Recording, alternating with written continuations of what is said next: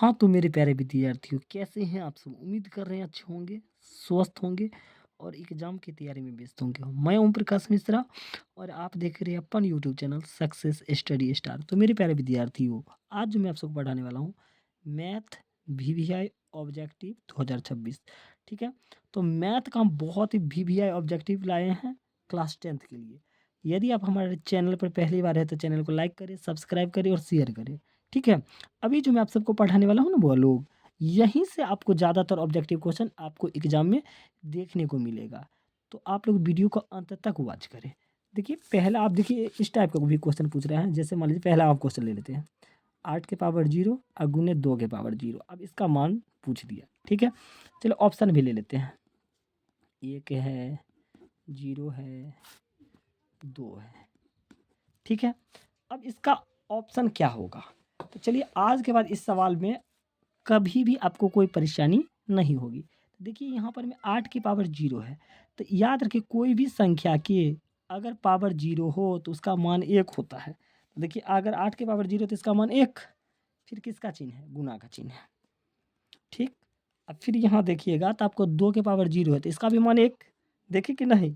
अगर पावर हो गया 0 तो उसका मान 1 होता है। तो बताओ 1 को 1 से गुणा करेंगे तो क्या होगा? तो आप लोग कहिएगा 1 ही होगा, होगा ना? तो इसका आंसर क्या हो जाएगा? 1, ठीक है?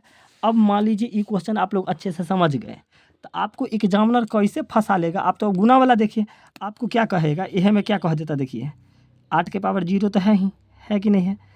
यहाँ प्लस दे दिया, ठीक है? अब 2 के पावर 0, क्या अब भी आंसर 1 ही आएगा? नहीं, अब आंसर बदल जाएगा। कैसे? देखिए 8 के पावर 0 तो एक का मान क्या हो गया? 1। याद रखना कोई भी संख्या के पावर 0 तो मान 1। अब प्लस है तो प्लस ले लीजिए। फिर देखिए 2 के पावर 0 तो एकरो मान 1। अब देखिए 1 का 1 2 हो जाएगा। गौर किए? तो यहाँ बीच वाला चिन्ह क्या है ये आपको गौर करना है। हाँ, अगर गुना रहेगा तो 1 हो जाएगा, जोड़ रहेगा तो आप जोड़ लीजिएगा। मान लीजिए यहाँ घटाव रहता तो 1 में से गया 0 हो जाता। क्या इस टाइप का सवाल आप समझे? अगर समझ गए हैं ना तो पक्का चैनल को सब्सक्राइब कर लीजिए। तो चलिए अब बढ़ते हैं दूसरे क्वेश्चन की ओर। कौन कौन तृतीय चतुर्थांश में, ठीक है? इस टाइप का भी पाद वाला एक क्वेश्चन हर एक साल पूछता है, ठीक है? तो गौर कीजिएगा अच्छे से, खाली आप लोग वीडियो को अंत तक बने रहिए बाबू लोग। पहला ऑप्शन हम ले लेते हैं 6 4। दूसरा ऑप्शन ले लेते हैं √3 -4, ठीक है? तीसरा ऑप्शन ले लेते हैं -7 और माइनस के √15, ठीक है? अब क्या कहा, हम तीनों ऑप्शन दे रहे हैं आपको, यही समझाते तीनों ऑप्शन पर। लेकिन आपको एग्जाम में 4 ऑप्शन मिलेगा। तो क्या कहा है? कौन तृतीय चतुर्थांश में है? तो बाबू लोग तृतीय चतुर्थांश में कौन है? आप लोग कीजिए, देखिए आपको कितना कैसे एग्जामिनर फंसा है सो हम समझा रहे हैं। देखिए 6 के आगे कोई चिन्ह है तो नहीं, अगर कोई चिन्ह नहीं रहता है तो वो प्लस में रहता है, क्योंकि प्लस तो भूत प्रेत के तरह होता है। फिर से बोलिए ना, प्लस किसके तरह होता है? भूत प्रेत के तरह रहेगा लेकिन दिखाई नहीं देगा। अब ये गौर कीजिए 6 के आगे कोई चिन्ह है तो आप लोग कहेंगे कोनो चिन्ह नहीं, लेकिन कौन चीज़ है? प्लस का। प्लस क्या है? भूत प्रेत की तरह। समझ गए? देखिए 4 के आगे कोई चिन्ह है तो नहीं है, तो दोनों प्लस प्लस कौन पाद में होता है? प्रथम पाद में होता है, ठीक है? अब देखिए √3, देखिए रूट आपको फंसाने के लिए दिए। आपको रूट में रहे कुछ रहे, हमको वो नहीं ध्यान देना है, खाली ये देखना है प्लस में है कि माइनस में। फिर देखिए √3 के आगे कोई चिन्ह, आप लोग कहेंगे नहीं कोनो चिन्ह नहीं है, तो इसका मतलब इहो प्लस में है, ये माइनस में है। तब प्लस माइनस कौन पाद में? तो पहला प्लस और दूसरा माइनस, तो ये चतुर्थ पाद में होता है। हमरा से पूछा कौन तृतीय चतुर्थ? तृतीय क्या होता है? दोनों माइनस में होता है। तो यहाँ गौर कीजिए 7 के आगे भी माइनस और √15 के आगे भी माइनस, है कि नहीं है? तो ये आपको फंसना नहीं है, आपको खाली क्या बाबू लोग गौर करना आगे वाला चिन्ह पर।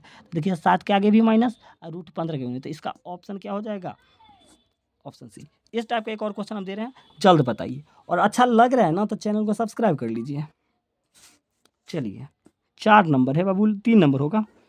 कौन कौन प्रथम पाद में है? ल हाँ, देखते कौन कौन सा ही बताता है, आप लोग कमेंट करें जल्द।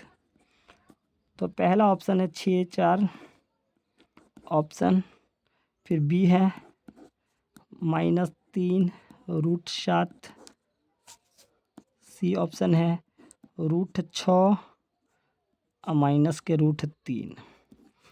अब बताइए क्या कहा है क्वेश्चन, कौन प्रथम पाद में है। तो अभी ये ना हम बताए हैं प्रथम पाद में कौन रहता है, जेकरा आगे दोनों प्लस के, तो देखिए 6 के आगे कोई चीज़ नहीं प्लस में, 4 के आगे कोई नहीं प्लस में, तो ये प्रथम पाद में ये हो गया। ठीक है, अब देखिए यहाँ 3 के आगे किसका चिन्ह है, माइनस का, और √7 के आगे कोई चिन्ह नहीं है, तो इसका मतलब किसका चिन्ह है, प्लस का। तो माइनस प्लस कौन पाद में होता है, द्वितीय पाद में होता है। ठीक है, अब इसी नंबर देखिए √6 के आगे भी माइनस और √3 के आगे भी माइनस, तो दोनों माइनस, तो ये क्या हो जाएगा, ये तृतीय पाद में हो जाता है। ठीक है, तो चलिए ना आगे ध्यान अच्छे से दीजिएगा। तो उम्मीद करें आप सबको वीडियो बहुत अच्छा लगा, अगर अच्छा लग गया हो तो चैनल को लाइक करें, सब्सक्राइब करें, शेयर करें। धन्यवाद।